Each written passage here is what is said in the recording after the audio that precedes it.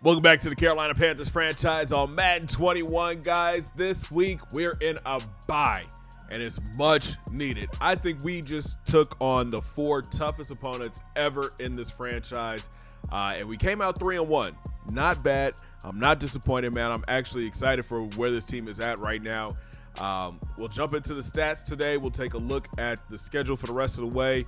We'll take a look at the players that we still need to negotiate with, and we'll take a look at some scouted players. This draft is deep. There's a lot of players in this draft that we've got our eye on. We have a lot of draft picks in this upcoming draft, so this is going to be an interesting season for us, but let's hop in. So let's take a look at the season stats through 4 games so far. And Justin Fields has a hot hand the past couple weeks. He's thrown for 1,308 yards, 15 touchdowns with 7 interceptions.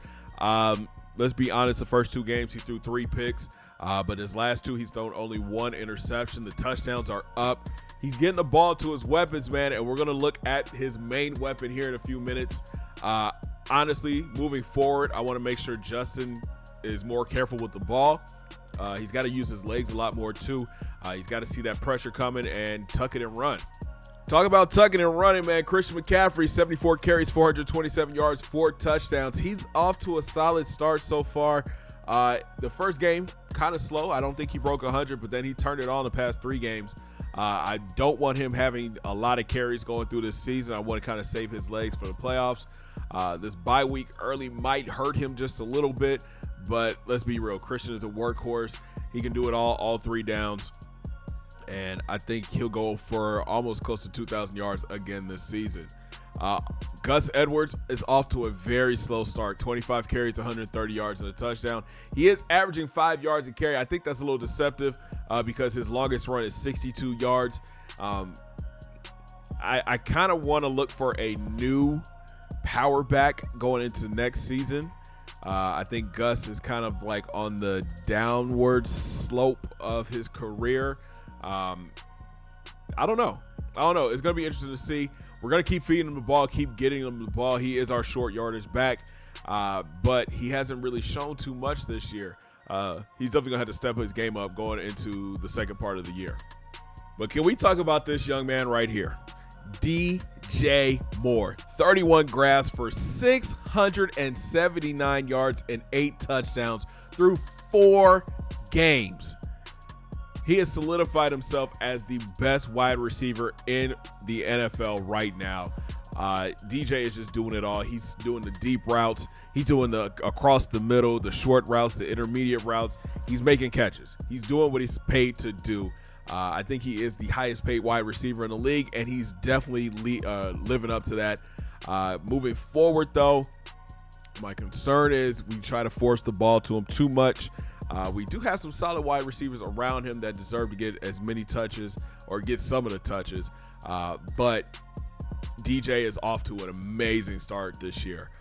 Rico Bussey Jr., the 3rd-year wide receiver from Hawaii, is our slot receiver. And this guy, he's coming on, man. He's coming on. 21 grabs, 298, 2 scores. Then you got Christian McCaffrey, 14 catches, 98 yards, and 2 touchdowns. One guy I think we have to get the ball more to is Avery Divins. He is wide receiver number 2 on this offense. 13 grabs, 135, and 2 scores. I think because DJ gets a lot of the touches, Avery kind of falls behind. And Justin looks for Rico out of the slot a lot more. Avery is a great weapon. Big guy, 6'2", 227. Great hands. We're working on his route running every week. I think we got to get him the ball a lot more moving forward. I want him to finish this season somewhere between 60 to 75 catches. Charleston Rambo is our backup slot guy, 4 catches, 52 yards. Kyle Pitts, 4 catches, 37 yards, and 1 touchdown. Kind of off to a disappointing start. We made a trade for him to pick him up, to bring him in to be a weapon, and he really hasn't shown too much, man. I want to get him the ball a lot more too. He's a big target with great speed and great hands. We just got to get the ball to him. Again, I think a lot of these guys are having low numbers because DJ Moore is off to such a great start. And then Ian Thomas has 1 catch for 9 yards. So far, the offensive line has done a great job. Moulton, Stanley, and Linderbaum have each given up a sack, but that's it. Only 3 sacks given up by the offensive line this year. We've got a great offensive line. They're doing a great job opening up the run game for us. Christian has had probably his best 2 games of the season. The last 2 games, they're keeping Justin upright. Only time Justin really gets sacked is when he tries to roll outside the pocket. So they're doing a great job. We have some few key free agents that are coming up on this offensive line that we're really going to have to look at going into next season. To the defensive side of the ball we go. This defensive group had a rough start. Not even going front. The first 2 games, they just looked like pure trash. The last 2 games, though, they've really come on. Jeremy Chin leads the team with 42 tackles, 4 tackles for loss. Then you've got Monte Nicholson. He's got 30 tackles and 2 for loss. These 2 are our nickel backers, and they're doing a great job, honestly. Caden Stearns, the strong safety, 29 tackles. J.C. Jackson, our top corner, 24 tackles. Justin Reed has 24. Dante Jackson has 21. Then you've got the rookie Terrell Knowles. He's got 21. Then we finally get to the defensive line. That is definitely a concern of mine, that our defensive line and our linebackers aren't making the plays. It's more of our secondary making plays. Really got to step that up this year. Derek Brown, 17 tackles. Then you've got J.J. Couch with 12. I want to get him on the field a lot more. He's got great speed, but I'm just concerned about the coverage ability. And then you got Gross Matos with 10 tackles. Where this team is shining is in the QB pressure department. Derek Brown leads the way with 6 sacks. We said we wanted him to have double-digit sacks this season, and he is off to a great start. Brian Burns, same, 4 sacks on the season. Rookie Max Carruthers, he's got 2 sacks. Then you've got Patrick Johnson with a sack. Trey Alford, the rookie, he's got a sack as well.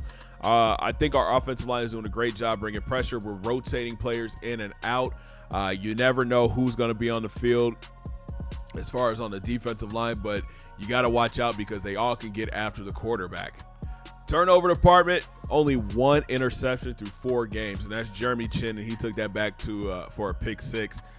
It's not like we're not getting hands on balls. It's just that we're not holding on to the interceptions. You'll see here in a few minutes how many deflections we have. I think we have probably one of the best cornerback rooms in the league. I just don't understand why we keep giving up so many passing yards. We bring a lot of pressure. Our corners are in position, but somehow, some way, these wideouts make the grab. And in the NFC South, we have some of the best wide receivers in the league. So it's a tough season so far for our secondary, but I know we could turn it around here in the second part after the bye week. And this just shows how many, deflections we have. JC has 4, Chin has 2, Monte has 2, Justin Reed has 2, Stearns, Jackson, and Pride each have 1. We got 2 forced fumbles, 1 by DB and 1 by Bernsey. We haven't recovered any. We have. We've recovered 2, both of them. Carruthers and Gross Matos has recovered both of the fumbles. And I think we just have the 1 defensive touchdown. Yeah, Jeremy Chin with the 1 defensive touchdown. To the kicker game we go. Joey Slide, perfect so far through the year. 4-4 with a long of 55, and he's perfect on extra points, 20 of 20. The punt game, Greg Larson, 7 punts for 275 yards, 1 inside the 20 and no touchbacks. The return game, Max Pointer, solid numbers so far, 29 returns for 686 yards, averaging just under 24 yards a return, no touchdowns. In the punt game, 9 returns for 30 yards. He just can't catch a block on the punt return. We're going to have to look to shore that up going into the second part of the year. So I think the tough part of our schedule is behind us. As you can see, the first 4 games out of control. Saints and Bucks. We gave up over 100 points in those 2 games. The Saints, again, we gave up 34 points, and we gave up 32 points to Chicago. You guys see the 2 played right there.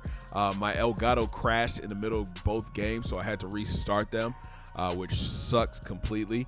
We are in our bye week. Next week, we've got the Vikings headed out to Minnesota. Then we've got 2 home games back-to-back on Sunday night.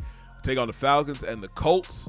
Then we're back out on the road for 2 games, taking on the Buccaneers and the Texans. Home for the Rams, at the Giants, home for the Lions.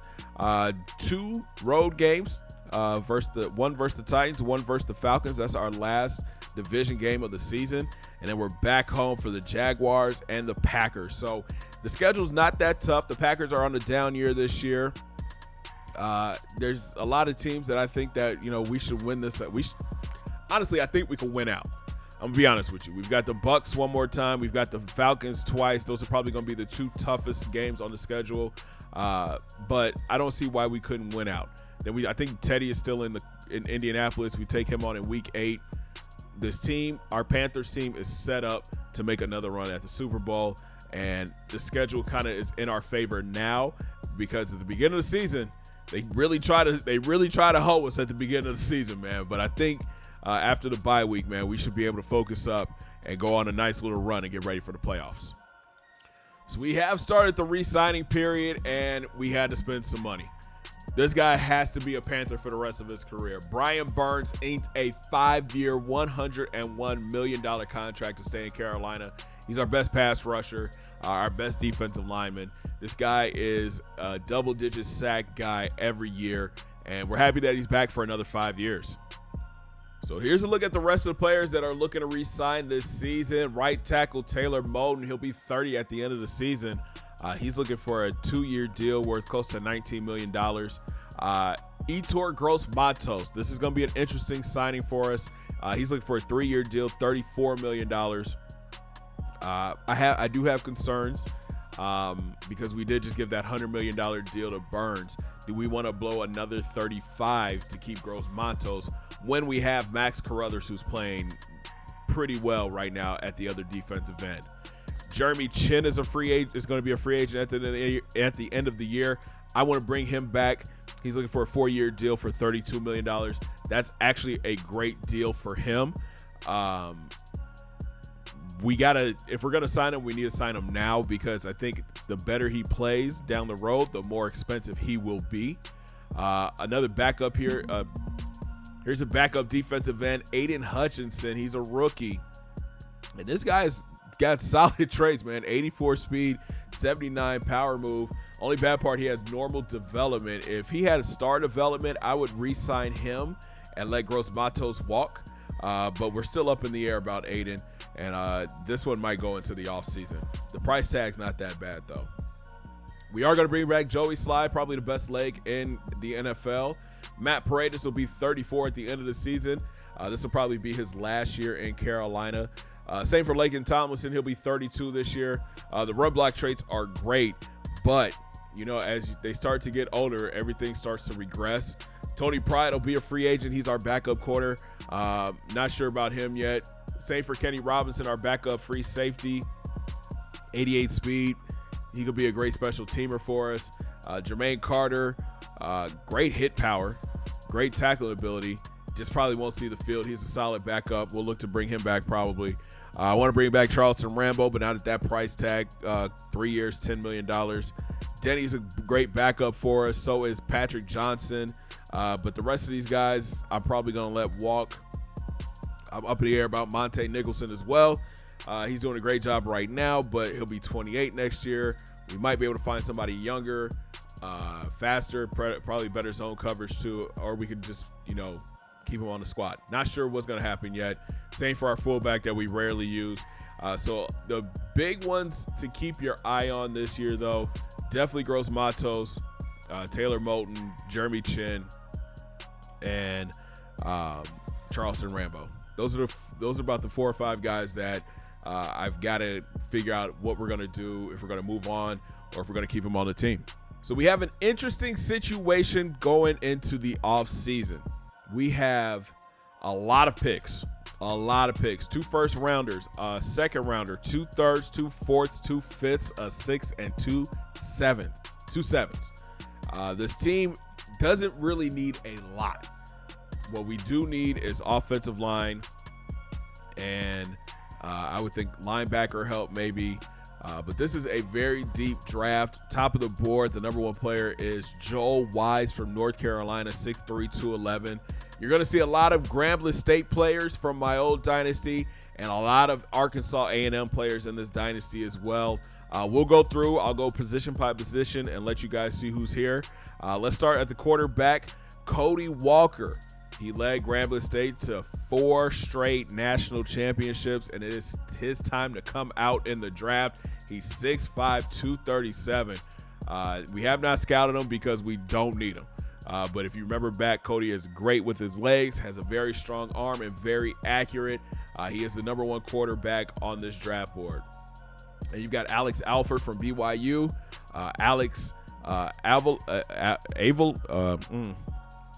Then you have Alex Avalos from Buffalo, strong arm quarterback, 3rd-round grade on him.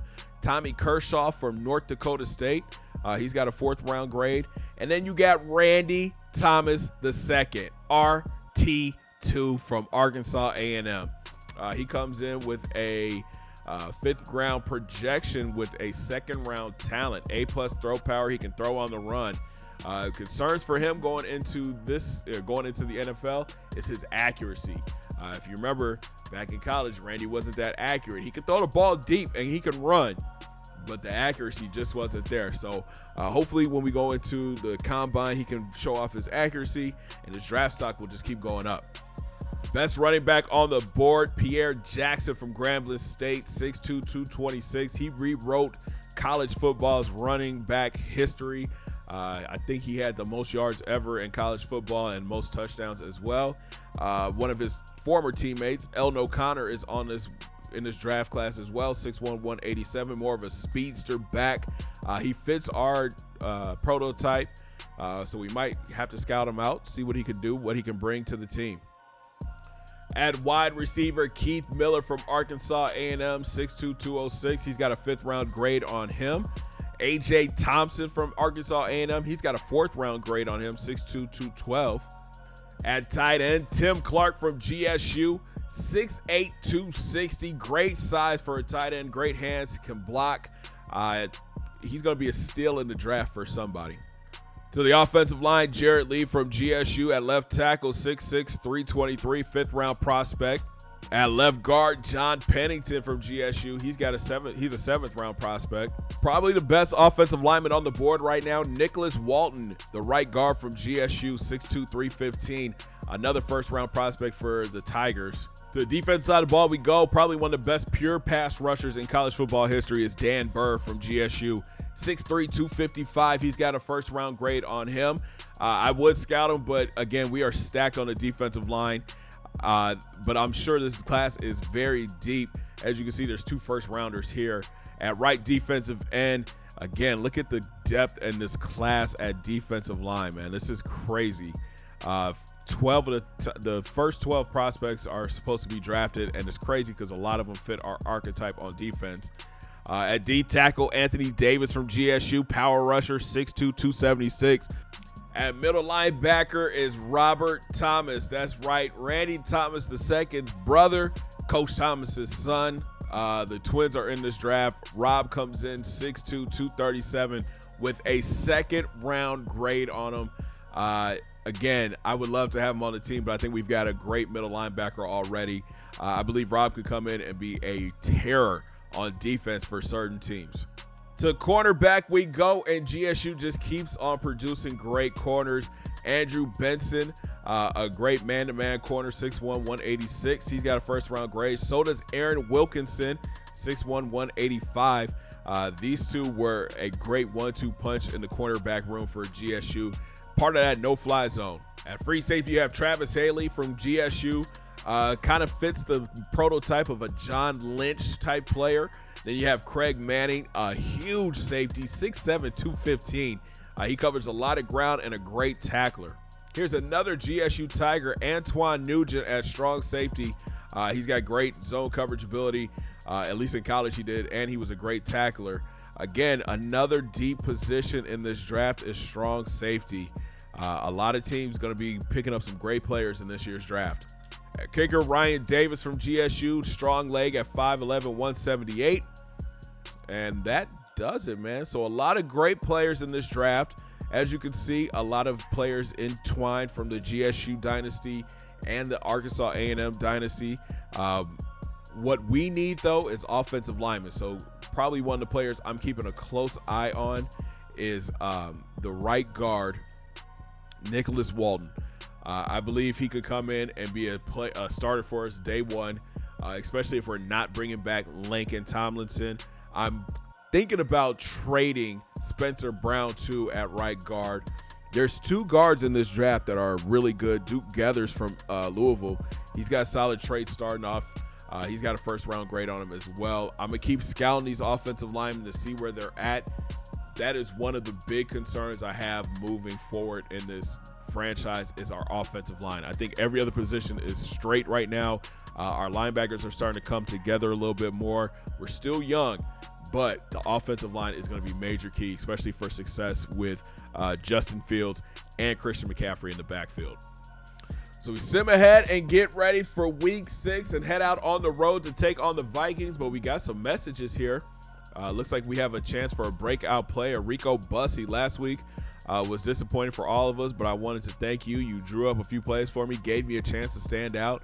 I know I'm not what you consider a number 1 receiver, but I really feel like I could be if I had the opportunity, So keep looking my way this week, Coach. I feel like I'm primed for a big week against the Vikes. Okay. We got to get him 2 touchdowns or 100 yards rushing or receiving. That might be doable with Rico. He's having a great year for us so far in the slot. But this Vikings team, they've got some players, man. Danielle Hunter, defensive lineman. How are we going to handle him? He is by far the most disruptive member of this Minnesota front 7. His balance, quickness, and body control are unreal. The guy's an off-the-charts athlete. We've got to commit to slowing him down. I agree. Hunter's going to be a problem, but we'll strategize ways to minimize his impact. It's all we can do. If we do attempt any deep passage, which I strongly advise against, make sure the QB audibles to max protect at the line of scrimmage to prevent sacks. We'll need as many blockers as we can get.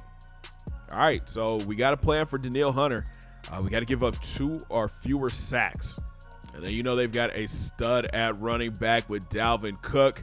This guy is an absolute home run hitter. If we don't lock down our gaps, he's liable to score from anywhere on the field. How do you want to handle him? We got to neutralize him. Defensive line, we need to do everything in our power to shut him down. If he fails, the entire Minnesota offense fails with him. That's going to be easier said than done, I think, but I'm on the board. Come on, D coordinator, make it happen for us. If we beat the Vikings and hold them to 50 yards and 0 touchdowns on the ground. Sheesh, they're setting us up for failure. All right, boys, so that's going to wrap it up for the bye week. It is time to get back to work and get ready to take on the 1-3 Vikings in Minneapolis. If you enjoyed this video, make sure you smash that thumbs up button. Subscribe if you're brand new. Don't forget to ring that bell, join the Noti Squad, and make sure you guys hit those links down in my description. Follow your boy on Facebook, Twitter, and IG. And make sure you guys come through and join the Discord fan for exclusive content. And we'll talk from Minnesota as our 3-1 Panthers hit the road to take on the Vikings. Have a great day, guys. 2 fingers in the air. Peace.